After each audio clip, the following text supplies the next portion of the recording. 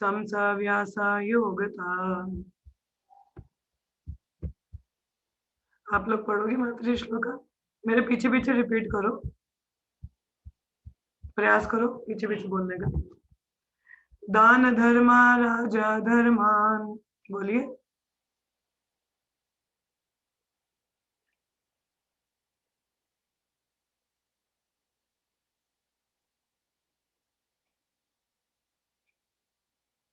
बोलिए, माता जी ट्राई करिए।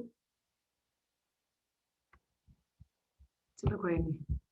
Word to word meaning. दान धर्मान, the act of charity. Raja dharman, pragmatic activities of the kings. Moksha dharman, the act for salvation. Vibhagasha, by divisions. Sri dharman, duties of women. Bhagavad dharman, the act of the devotees. Samasa, generally. Vyasa, Vyasa explicitly Yogata by means of. Translation and purport by Srila Prabhupada, Jai Prabhupada. He then explained by division, act of charity, the pragmatic activities of a king and activities for salvation. Then he described the duties of women and devotees, both briefly and extensively. तो अभी क्या है, युधिष्ठिर महाराज ने प्रश्न पूछा होता है religious principles के बारे में, तो भीष्म पितामह उनको बता रहे होते हैं। तो कल हम लोगों ने वर्ण और आश्रम की बात की कि 4 वर्ण और 4 आश्रम कैसे हैं, तो उनके बारे में उन्होंने बताया।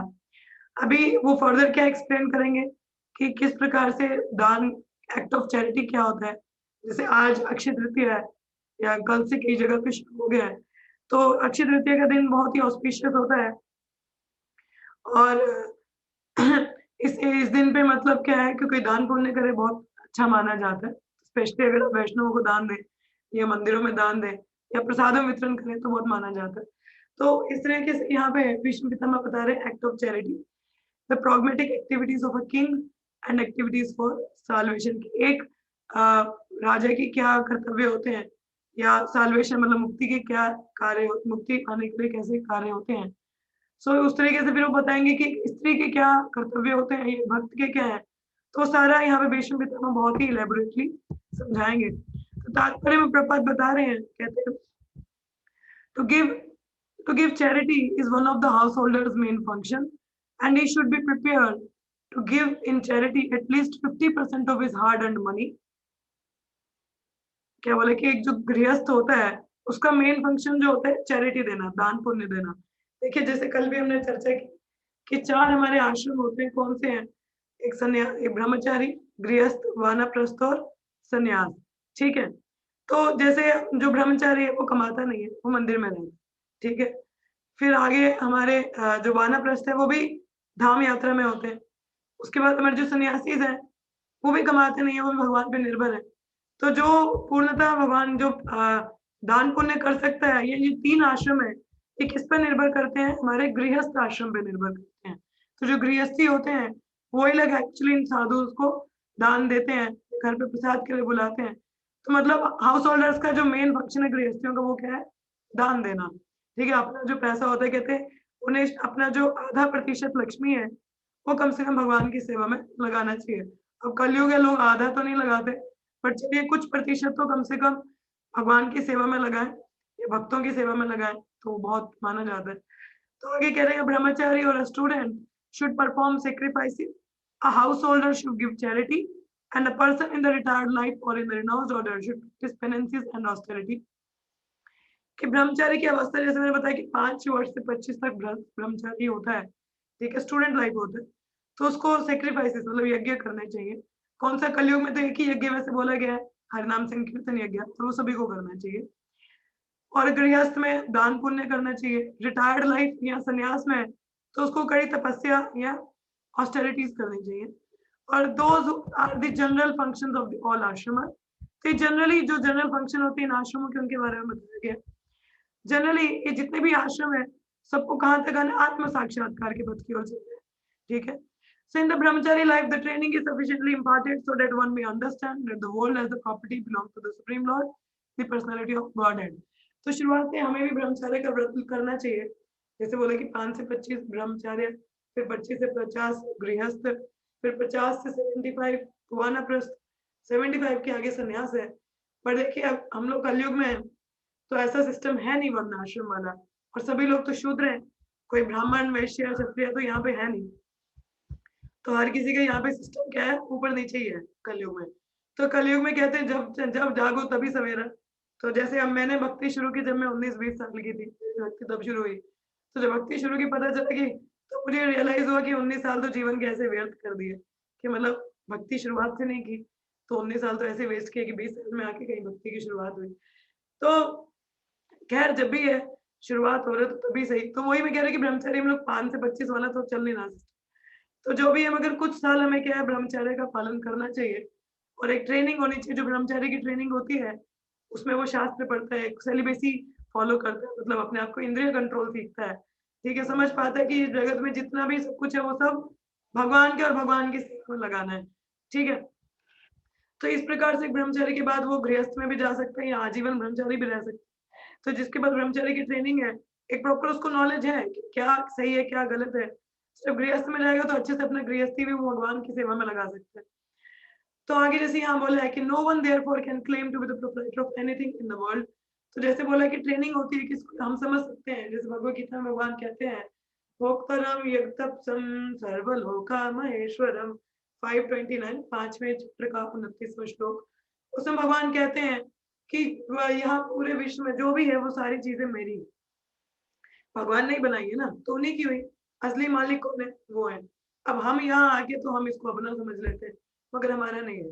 ये जो भी वस्तु है यहाँ पे वो सब भगवान की सेवा के लिए बनी है, तो हमें उनको भगवान की सेवा में लगाना है।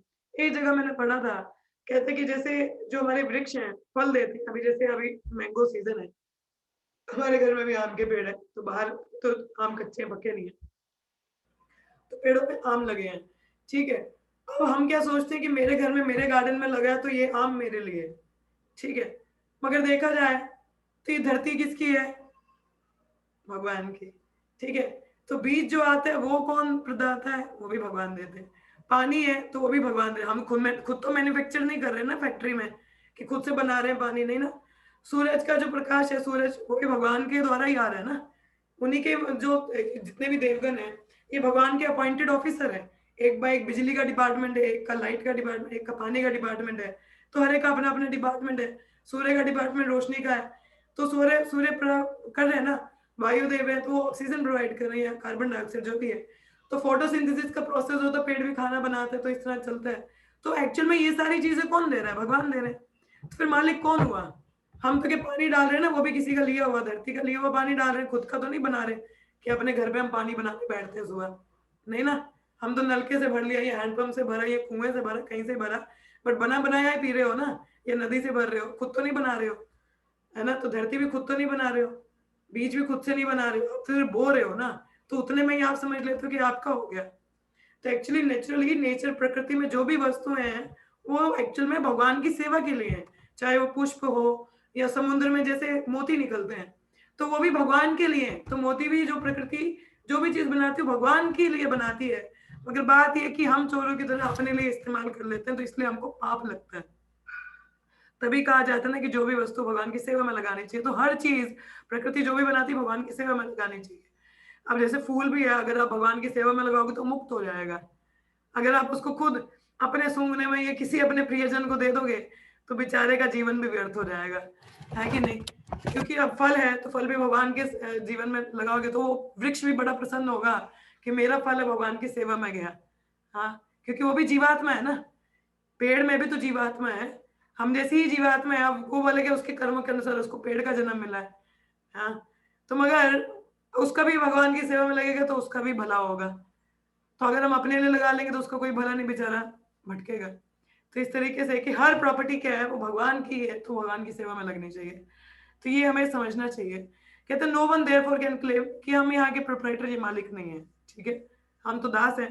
हमारा तो अगर ओरिजिनल पूछा जाए तो कौन है? हम है ही दास। तो therefore in the life of a householder, which is a sort of license for sex enjoyment, one must give in charity for the service of the Lord। अब जो गृहस्थ जीवन है, कहीं ना कहीं में हमें लाइसेंस है कि हम बच्चे कर सकते हैं, आगे मैथुन कर सकते हैं, तो वही भगवान की सेवा में लगाना चाहिए। और गृहस्थियों को दान पुण्य करते रहना चाहिए। देखिए, गृहस्थ ही एक आश्रम है जहाँ पे आप संतों की सेवा बड़े अच्छे से कर सकते हो। कैसे? आप अपने घर पे उन्हें बुला सकते हैं, प्रसाद उनको दे खिला सकते हैं, ठीक है? उनको दान पुण्य कर सकते हैं। ब्रह्मचारी कहाँ बिठाएगा? वो तो मंदिर में ही रहता है खुद, है कि नहीं? तो अब जैसे आप संतों को बुलाइए, सेवा कीजिए, उनका चरणामृत पिए, पाँव धोइए, कितना पुण्य मिलेगा आपको, है ना? अभी तो जैसे मैंने बोला कि अक्षय तृतीया आज या कल नहीं, आज से शुरू हो गई है, तो आज के दिन तो कितना अच्छा कि हम संतों की सेवा करें, उनसे कुछ हरि कथा, हरि कीर्तन सुने, ताकि घर वालों का उद्धार हो, सबका उद्धार हो। तो एक गृहस्थियों के ऊपर बड़ा रिस्पॉन्सिबिलिटी होता है साधु संतों की सेवा के लिए। कहते हैं एवरीवन्स एनर्जी इज जनरेटेड और borrowed from the reservoir of energy of the Lord, कि हमारी जो भी एनर्जी है, ये जो भी बुद्धि भी है, ये क्या है? भगवान से ली हुई है ना, हमारी खुद का तो कुछ भी नहीं। तो एवरीवन तो कहते हैं therefore the resultant action of such energy must be given to the Lord in the shape of transcendental loving service for him। तो इसीलिए जो हमारे कार्य हैं, अब देखो हमें जो शक्ति है, भगवान भगवत गीता के 10वें अध्याय में क्या कहते हैं? I am the ability in the sorry I am the ability in the man, मतलब कि अगर मनुष्य में कुछ करने की क्षमता है, कुछ कैपेसिटी है, तो मैं वो क्षमता हूँ। अगर किसी में strength, I am the strength of the powerful, कि अगर किसी में स्ट्रेंथ है, शक्ति है, तो वो मैं हूँ। अगर किसी में बुद्धि है, तो वो मैं हूँ। मतलब भगवान कहते हैं मैं ही हूँ एक्चुअल में। तो मतलब ये सारी चीजें भगवान की दी हुई है कि हम कुछ कर पा रहे हैं, है ना? तो अदरवाइज वी कैन नॉट डू एनीथिंग, हम लोग कुछ नहीं कर सकते। तो अगर ये सब कुछ ही उनका, ये शरीर भी उनसे बिलोंग करता है, हम खुद भगवान को बिलोंग करते हैं, तो मतलब हमें भी भगवान की सेवा में लगना चाहिए, है कि नहीं? तो जैसे अब आप उदाहरण में अगर दूं कि आप में से अगर कई लोग जैसे काम करते हैं, मतलब वर्किंग है जो लोग, ठीक है? आज तो पूजा माता जी नहीं आए हैं, कॉल करोगे? I think she might be sleeping और व्हाट, चेक करो। तो क्या क्या होता है, जैसे हम लोग नौकरी करते हैं, हाँ मैं कर रही हूँ माता जी। हाँ, जैसे हम लोग नौकरी करते हैं, तो हमारा बॉस हमें पैसे देता है हमारे काम के, इसलिए हम लोग काम करते हैं, है ना? अपनी इच्छा स्वेच्छा से तो नहीं करते। क्यों करते हैं? कि हमें पैसे मिलते हैं, उससे हमारा गुजारा चलता है, ऐसी हमारी मेंटेलिटी है। तो हम कहीं ना कहीं अपने बॉस को अपना मालिक समझ लेते हैं, अपना भगवान समझ लेते हैं कि भाई तेरी वजह से मेरे घर का खर्चा चल रहा है, कि तू नहीं रखेगा तो कैसे चलेगा। ऐसी बात नहीं है। भगवान, मैंने बोला कि जैसे एक हाथी को खिला सकते हैं, तो हमें भी, हमारा भी इंतजाम है। बच्चा जब पैदा होता है, तो माँ के स्तन में ऑटोमेटिकली दूध होता है।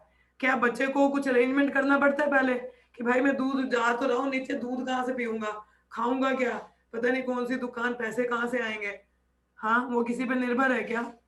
तो माता के स्तन में दूध आता है, तो माता के खुद मैन्युफैक्चर कर रही है? नहीं, ऑटोमेटिकली नेचुरली आ जाता है कि जब बच्चा पैदा होता है।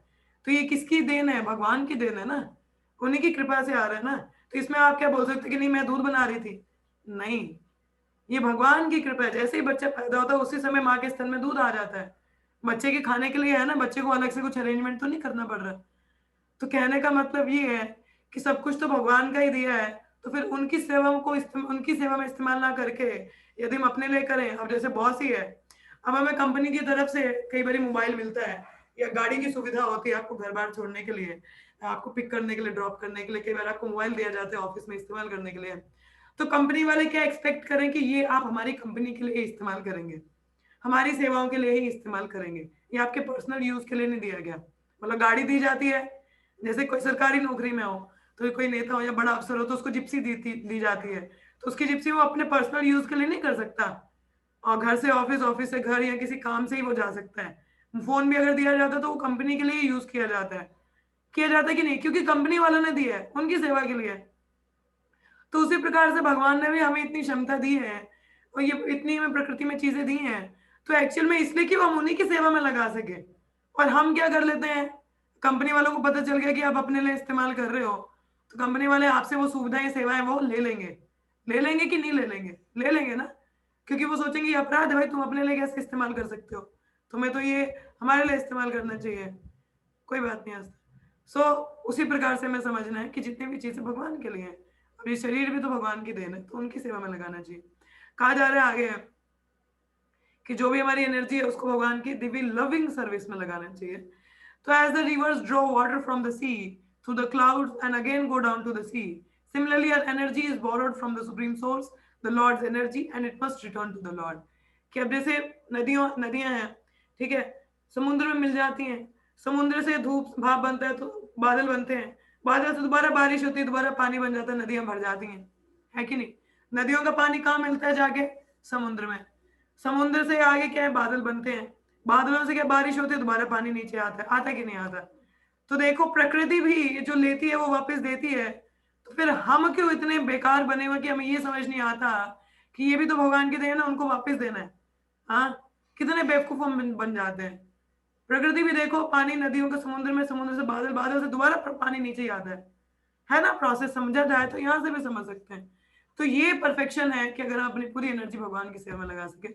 भगवान भगवत गीता के 9वें अध्याय के 27वें श्लोक में कहते हैं, यत् करोसि यत् अस्नासि यत् जुहोसि ददासि यत् तपस्यसि कौन्तेय अर्पणम। कहते हैं कि whatever we do, whatever we undergo as penance, whatever we sacrifice, whatever we eat or whatever we give in charity must be offered to him।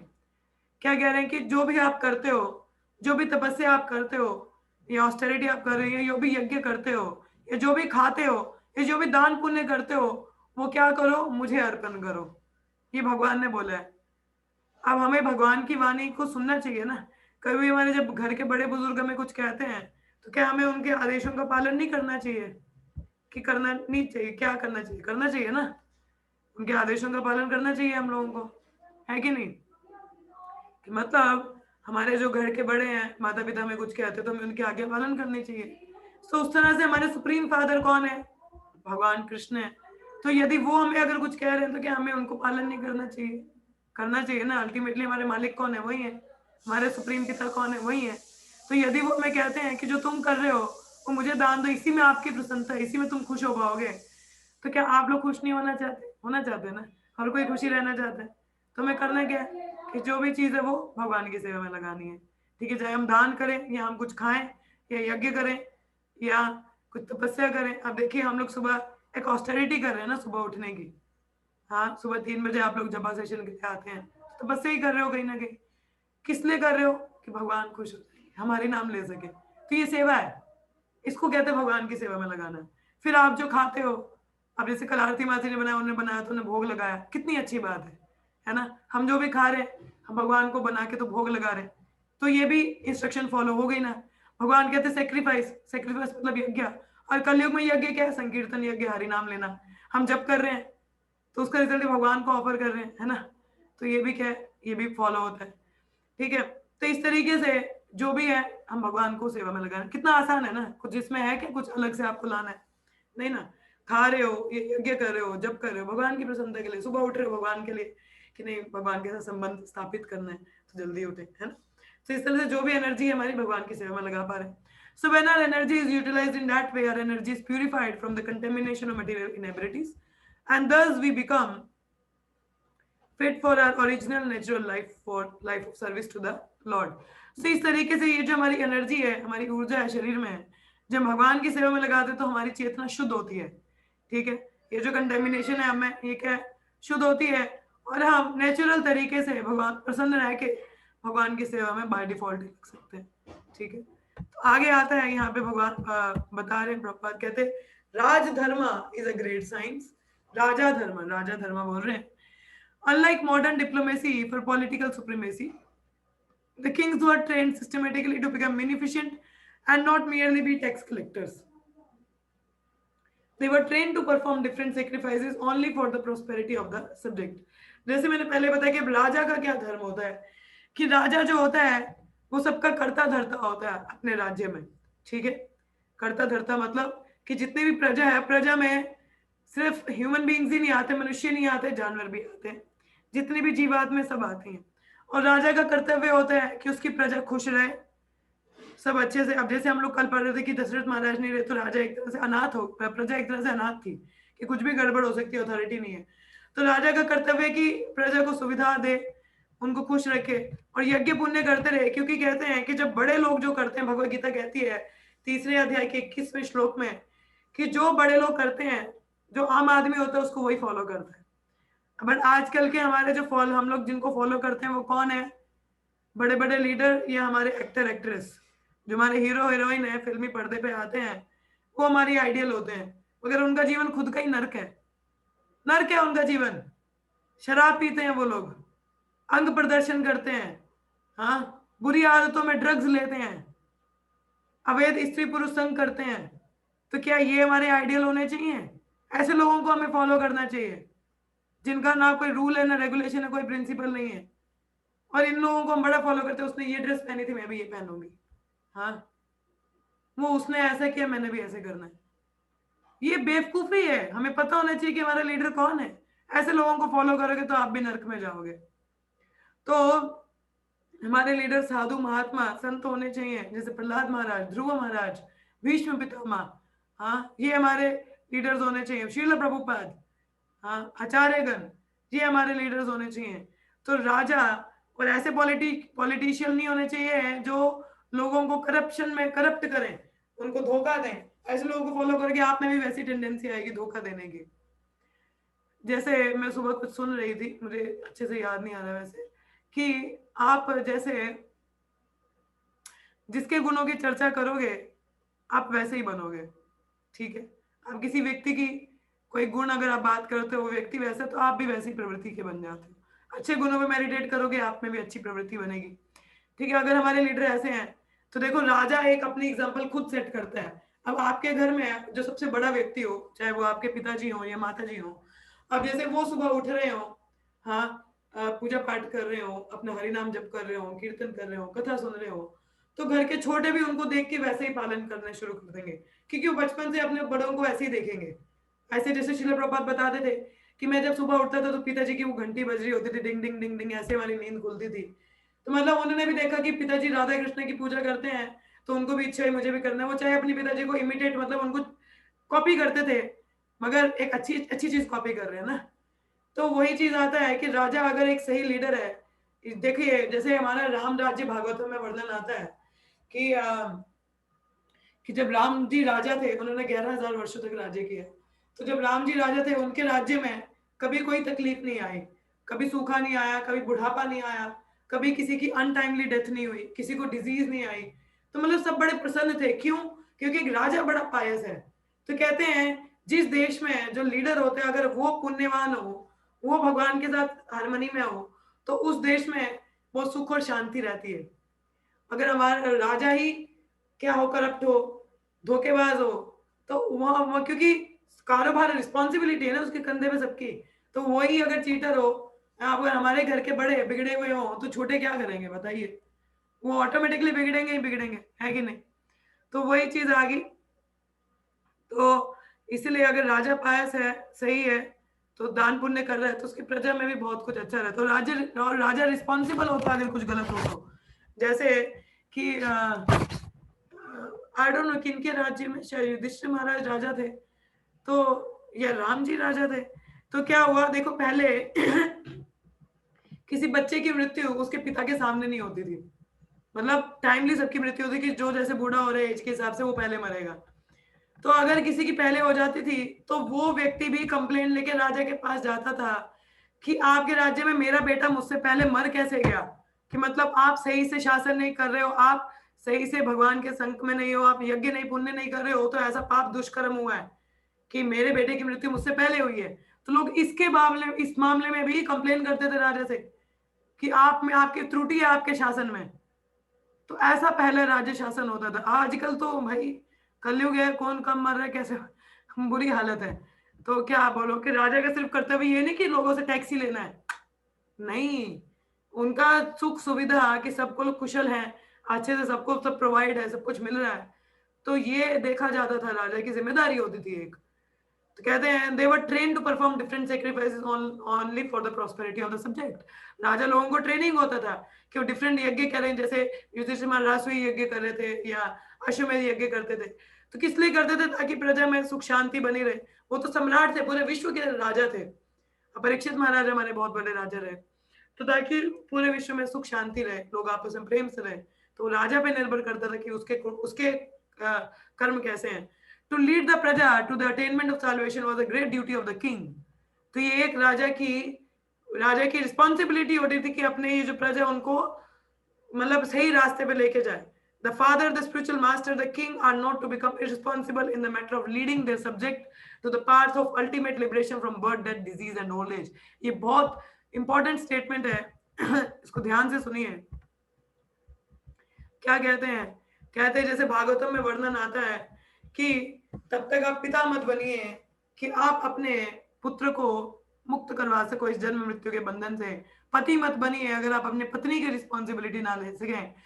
पिता मत, वही जैसे आगे राजा मत बनिए अगर प्रजा की ना कर सके। गुरु मत बनिए अगर अपने शिष्यों का उद्धार ना कर सके। तो ये बहुत बड़ी जिम्मेदारी है। कोई बोलता है कि मैं तो गुरु बन रहा हूँ जी, गुरु मतलब आप अपने शिष्यों की रिस्पॉन्सिबिलिटी ले रहे हो कि इनको आप भगवत धाम लेके जाओगे। और कोई अगर शादी कर रहा है तो उसकी रिस्पॉन्सिबिलिटी कि अपनी पत्नी का उद्धार करेगा, क्योंकि पत्नी बाय नेचर पत्नी पति के सबॉर्डिनेट होती है, मतलब उसकी सेवा करती है, वो निम्न पोजीशन पे होती है। तो उसकी रिस्पॉन्सिबिलिटी होती है पति की कि वो उसका उद्धार करे। वो खुद ही पति बिगड़ा हुआ तो पत्नी का क्या होगा। और बच्चे तो लोग पैदा कर तो देते हैं, मगर ये नहीं सोचते कि उनका कर्तव्य ये नहीं कि उनको बस ये भौतिक चीजों में लगा दो। उनका कर्तव्य कि उनको जन्म मृत्यु के साइकिल से बाहर लेके जाना है। ये असली रिस्पॉन्सिबिलिटी है। और जो इसको नहीं करता वो इंसान बेकार है, अपनी ड्यूटी सही से नहीं कर रहा। बोलते मैं पिता हूं, तुम्हें खाने को दे रहा हूँ, ये कर रहा हूँ, असली ड्यूटी का क्या? हमारे जन्म मृत्यु के बंधन से क्या उसको मुक्त कैसे करवा रहे हो? आध्यात्मिक ज्ञान कहाँ से दे रहे हो? तो वो नहीं दे रहे हो तो आप अपनी जिम्मेदारी पूरी नहीं कर रहे हो। इस पे हम और भी चर्चा करेंगे, तो कल करेंगे, आज थोड़ा समय हो चुका है तो आज इतना ही पढ़ते हैं। तो आप में से किसी का कोई प्रश्न हो या कोई कुछ कहना चाहे तो आप लोग बोल सकते हैं। तो देखिए एक एक चीज को समझना बारीकी से बहुत जरूरी है। हम नहीं समझते तो हम अपने कर्तव्यों को नहीं समझ पाते कि मनुष्य जीवन मिला तो हमें इसमें करना क्या है। लोग सोचते हैं जी बस नौकरी लग गई तो ब्याह करो, बच्चे पैदा करो, यही काम है।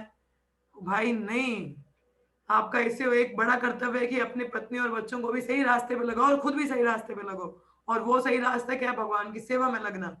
ये हमारा कर्तव्य है। ठीक है, तो हाँ जी, आप में से किसी को कोई प्रश्न है या कोई किसी को कुछ कहना हो? हरे कृष्णा। कुछ नहीं कहना तो हम विराम ले सकते हैं यहीं पे। हाँ जी, कुछ ना समझ में आया तो आप पूछ भी सकते हैं।